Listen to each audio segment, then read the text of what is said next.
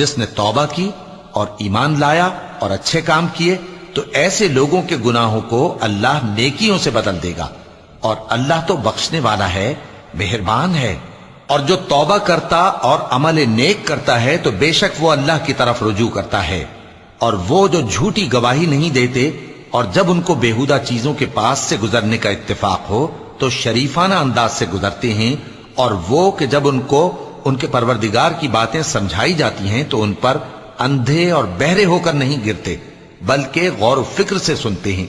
और वो जो दुआ मांगते हैं कि ऐ परवरदिगार हमको हमारी बीवियों की तरफ से और औलाद की तरफ से आंखों की ठंडक अता फरमा और हमें परहेजगारों का इमाम बना।